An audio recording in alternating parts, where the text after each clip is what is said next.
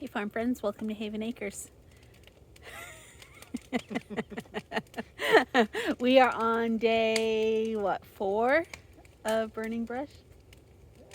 At least Four. 4, 6, 4, 6 maybe, something. of burning brush. Yep. Yeah. Burning brush. Well, we need to do something with it.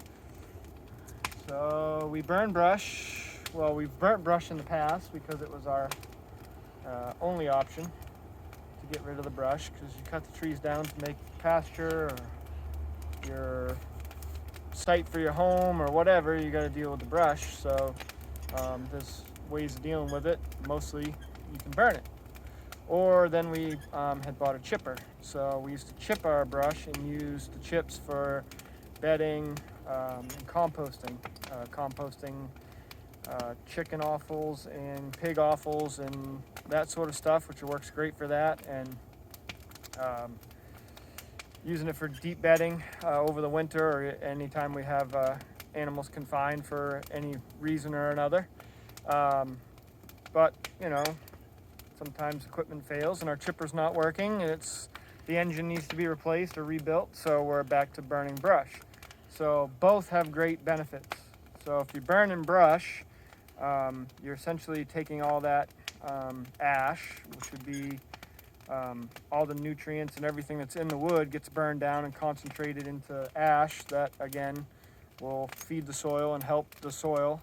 So we'll mix it in with our that's the actual compost pile and loam pile. That's probably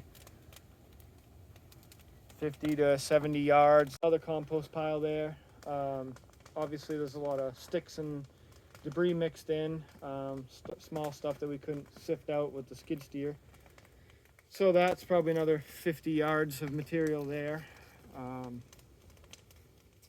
But so all that will actually add nutrients to the soil because we're going to compost it down, screen it out, and we'll use it for various projects. So wood chips work out good because they do the same thing. They basically act like, if you follow Joel Salatin, calls it a carbonaceous diaper. We need to add carbon back to the soil.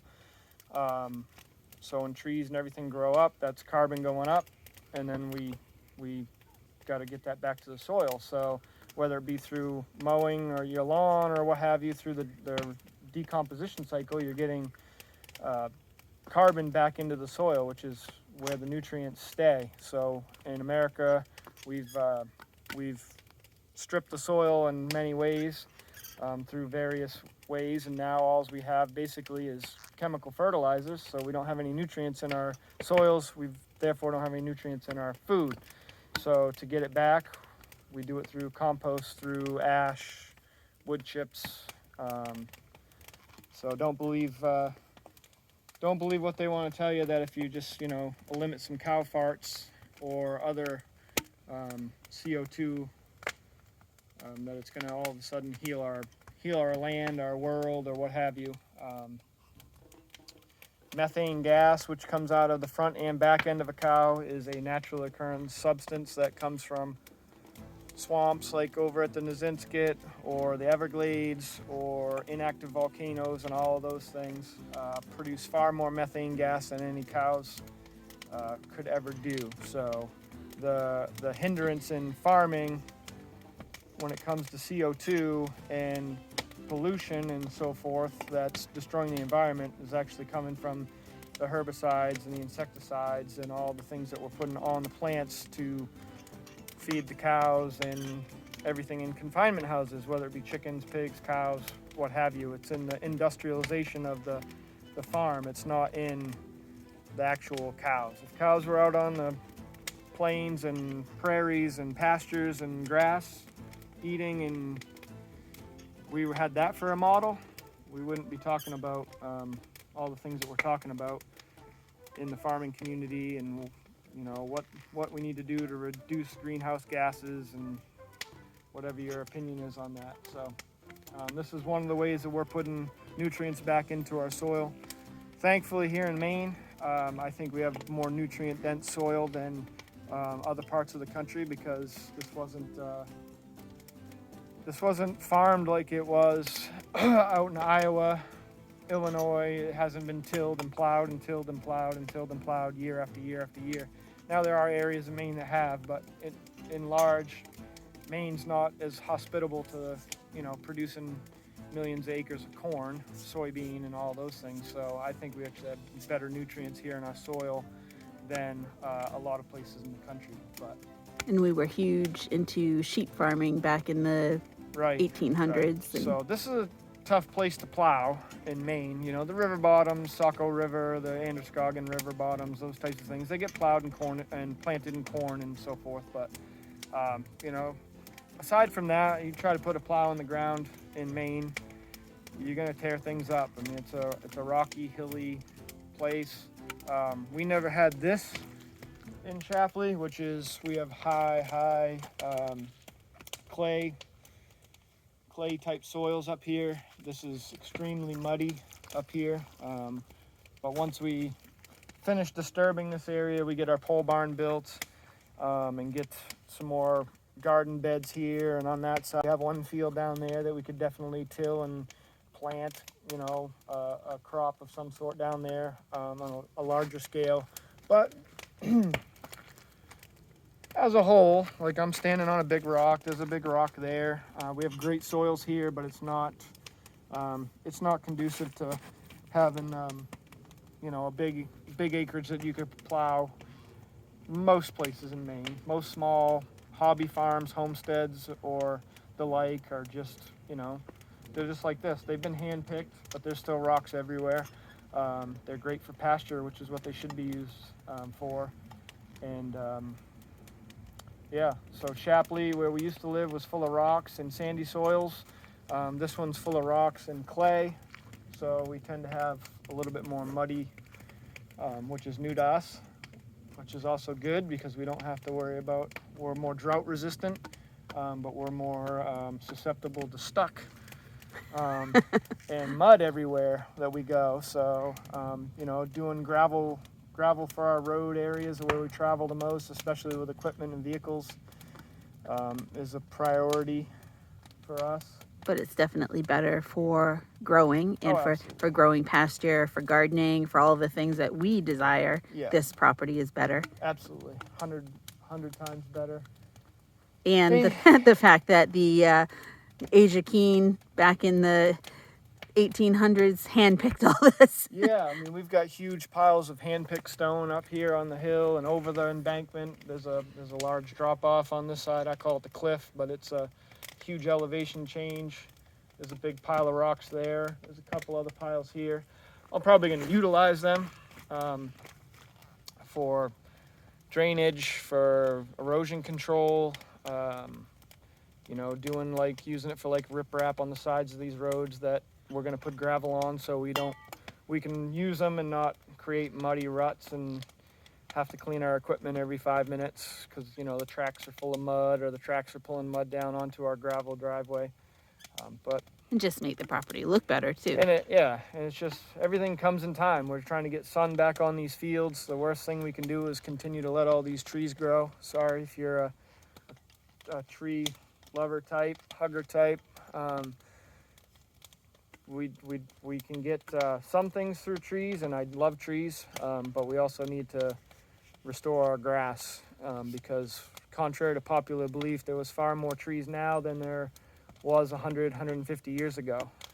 We can discuss the health of the trees on another video, but we have far more trees. I mean, I don't know how many billions of trees just in the site that we can see right now on these mountainsides. And a lot of them weren't here 100 years ago. So getting animals back on the land where they belong is key to fixing our environmental issues far more than going to electric vehicles. That'd be another video too. But mismanagement's the problem, not the cows or an alternative food source like lab-grown meats or plant-based meats or all that foolishness. That's actually doing more damage to the environment than keeping cows on our fields and managing our property intensively and correctly the way it was created to do. So So we're going to keep burning? We're going to keep burning brush until we get our chipper fixed. Then we're going to be chipping brush, so we can utilize. We'll probably utilize both. We'll still need to make ash, potash, whatever you want to call it. A lot of people get it out of big mills, which it goes through their various processes and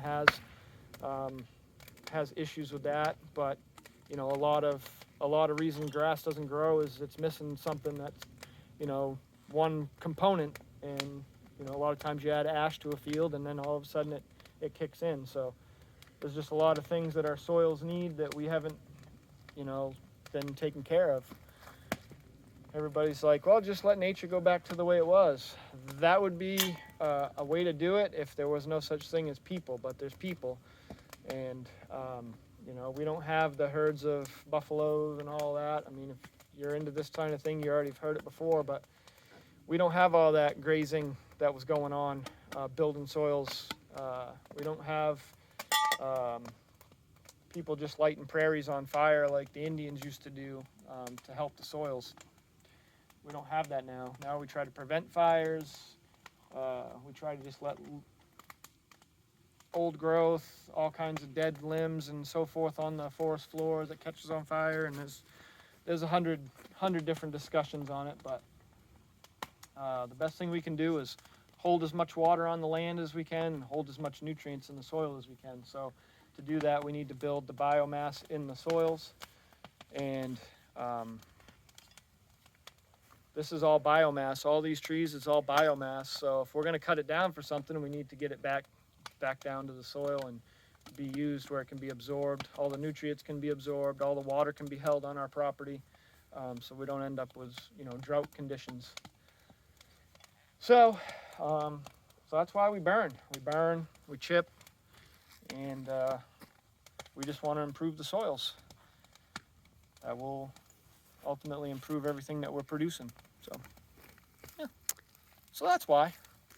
And if they have any questions about what we're doing and why, should they drop them in the comments? Sure, yeah. I mean, there's all sorts of different schools of thought, and there's different regions probably have different needs, or definitely would have different needs and different solutions. But, you know, if you look at, if you're in the Midwest, Green Pastures Farm with Greg Judy, he's got a great model as to how to heal and grow land and grow grass and rotate and rotationally graze sheep and beef.